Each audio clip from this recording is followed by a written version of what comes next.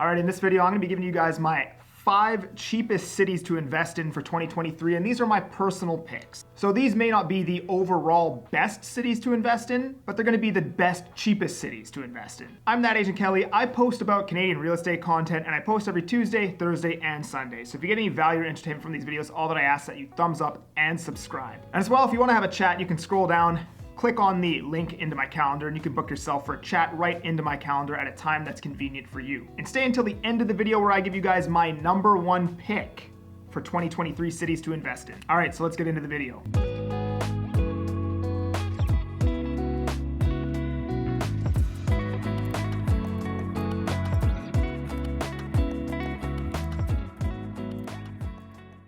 All right, so as I said before, all these cities may not be the best cities to invest in, but they're the best, cheapest cities to invest in my opinion. And I like investing in cheap real estate for a couple reasons. Number one, you can acquire more real estate faster as there's less upfront capital required to buy a property. And also number two, as there's less capital required to buy properties, there's also less risk involved with buying said property. And I love the idea of investing somewhere where my mortgage is literally the same as a car payment. In the event that everything goes wrong, real estate values drop, and my tenant stops paying, whatever it may be, at least I know that, hey, it's not as bad as buying, a brand new AMG Mercedes. And at least my payment that I'm paying into my mortgage every month, I get some of it back in principal pay down. As well, cheaper real estate is much less affected by interest rate increases. Like, let's just say you had an $800 to $1,000 monthly mortgage payment. Well, if that went up 40%, it would only be up, $300, $400 a month. Whereas if your $3,500 a month mortgage payment went up 40%, you could be in some big trouble. So let's get into this.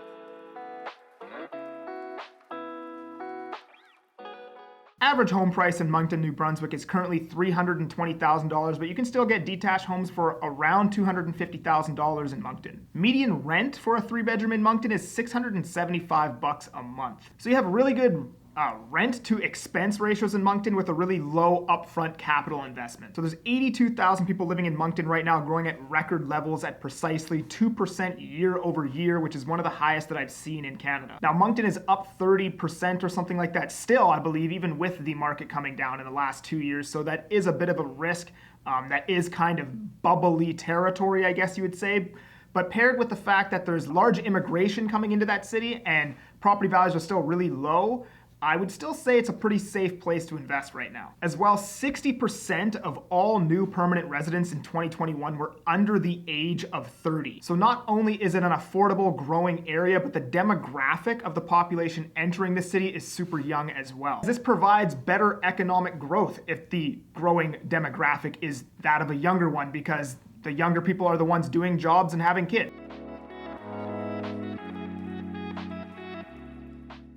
Average home price in Calgary is $499,000. Time of recording, the average rent for a 3-bedroom is around $2,400 a month. However, I know you can still find cash flow rental property in Calgary because I was looking back in 2020. There's an area called Forest Lawn, which doesn't have the best reputation in Calgary, but you could buy a split-level home, rent the upstairs and downstairs, and cash flow $700 to $1,000 a month.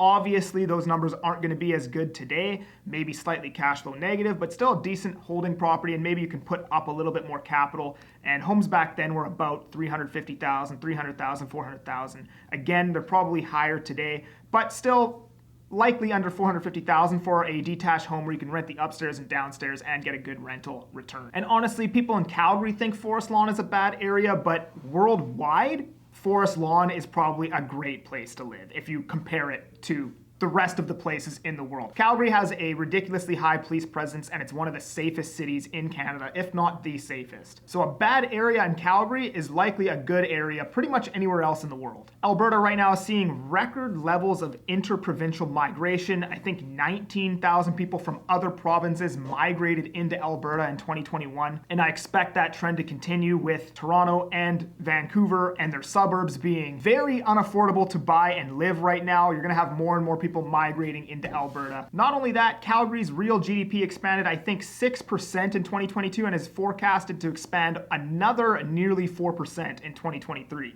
nearly 3 times the rate of Canada's overall GDP growth. And I'm not saying invest in specifically forest lawn, but I think buying anywhere in Calgary is probably a pretty safe bet right now. Number 3, drop me a like so the algorithm can get this information out to more people, and please subscribe if you're into Canadian real estate content. Real number 3, Windsor, Ontario. So I actually own property here that I bought in 2019. I paid $150,000 for a 2-bed, 1-bath. At the peak of the market, it was worth about $520. When I first got it, it rented for $1,300. Now I've got a tenant in there for $1,650, and real market rent is probably around $2,000 a month. So this investment was quite literally the best investment I've ever made in my life. Today, it's probably worth around $300,000, so obviously it's come down pretty hard in that area. So when I bought in 2019, Windsor, Ontario had a pretty horrible name amongst the investing community, and the reason why is Windsor, Ontario is Ontario's southernmost city that borders Detroit. Back in 2008, Windsor's economy was heavily tied to the auto industry, which we all know what happened there. There was some bailouts, got really bad for a while. And because of that, Windsor was experiencing a near 16% vacancy rate within the city, which is one of the highest in Canada, if not the highest at that time. So a lot of people were terrified of buying in Windsor. However, what I knew is that they had planned a massive university expansion of the University of Windsor there, lots of tech students and stuff coming in. They had planned a $37 million mall renovations on one of their malls, and they were also building a massive bridge from Windsor to Detroit, which is going to employ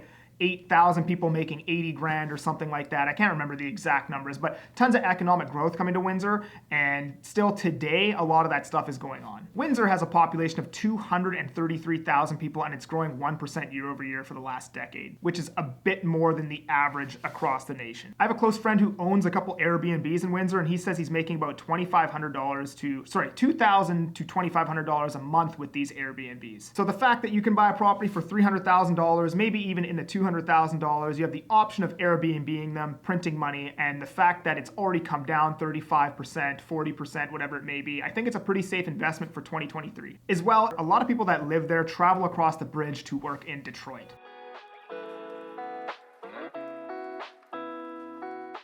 The average home price in Regina is $330,000, while the average rents are $1,500 a month for a 3-bed. Regina has a current population of 267,000. It's growing 2.04% year over year, which might be the highest I've seen in Canada, or at least the largest growth rate on this list. Now, I don't know much about Regina personally. I've never talked to realtors out there. I've never looked at the product. I don't know the neighborhoods. I don't know much about this area, or I guess this city, but what I do know is it has all of the makings of a good investment. A growing population, a good economy, and some decently cheap real estate. So I would definitely consider investing in Regina. The median household income is $81,000, which is basically the same as Surrey, BC, except home prices in Surrey, BC are almost 2.5 times higher. And my number one favorite place right now for investment for 2023 is Kamloops, British Columbia.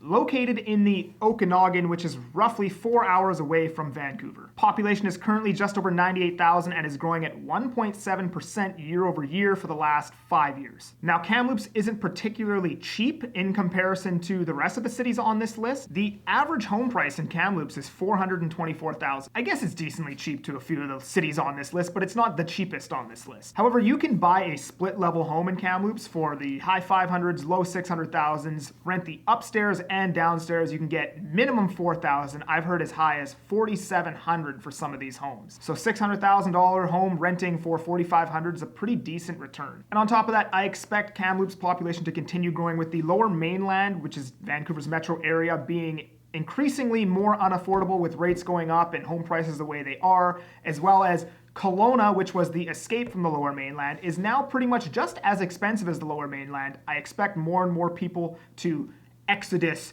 into that Kamloops area. So low property prices, high rents, and population is likely to continue growing. I really like Kamloops as the number one pick. Plus, it's only 3 hours away from where I live, and that's why it's my number one personal pick. You might have a different number one, but again, this is all just opinion based. So I hope you guys enjoyed this video. Again, do your own research. This is not financial advice, but if you actually do want some advice, you can reach out to me, scroll down into the description, click the link. You can book yourself a call right into my calendar. And again, like, please, and subscribe, and we'll see you on the next one.